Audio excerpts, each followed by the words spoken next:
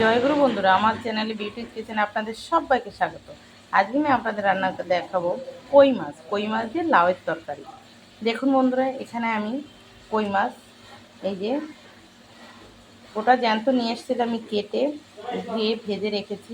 এখানে আমি ভাজার আগে দেখানো হয়নি, তো এই যে আমি এবার ভেজে নামিয়ে নিয়েছি।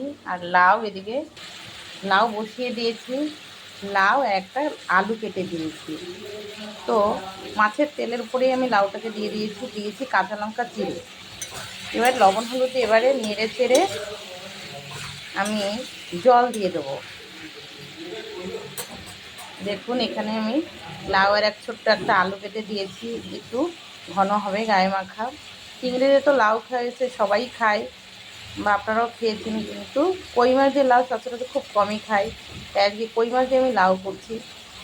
জ্যান্ত কই নিয়ে আসবে, তখন তো কইয়ের কালিয়া, কই মাছের ঝাল। আজকে কই মাছ দিয়ে লাউ করবো। আমি দিয়ে দেবো জল। লাউয়ে বেশি জল দিতে নেই, কারণ লাউ তো জল বেরোয়, তাই অল্প জলই দেবো যাতে লাউ এবং আলুটা সিদ্ধ হয়ে যায়। আলুটা আমি ছোট ছোট করে কেটে দিয়েছি, এই যে আলুর সাইজটা। লাউটা বড় কেটেছি। তো এই যে দেখুন, এবার লাউয়ের তরকারি জাল হবে।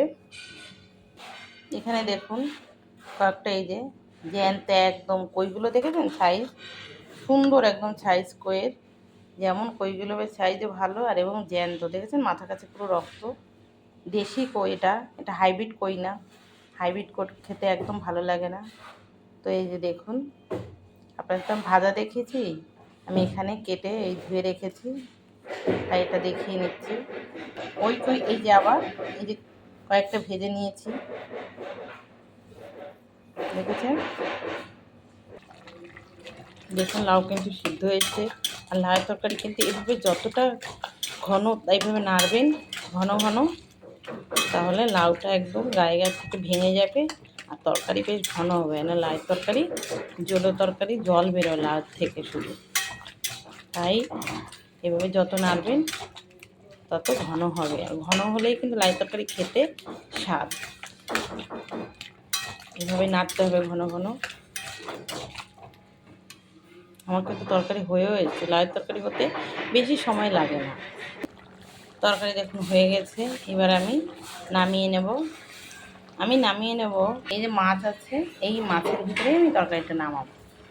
তরকারি নামিয়ে কড়া বসিয়ে দিয়েছি। কড়াতে এবার আমি তেল দিয়ে দেবো।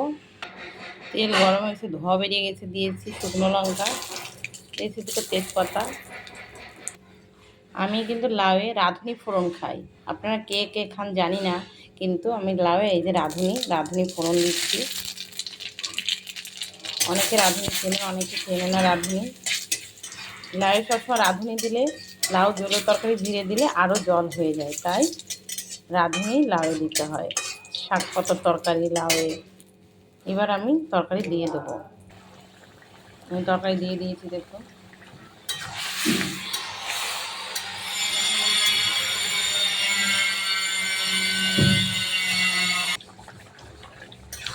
দেখুন তরকারি কিন্তু ঘন হয়ে গেছে, দেখেছেন।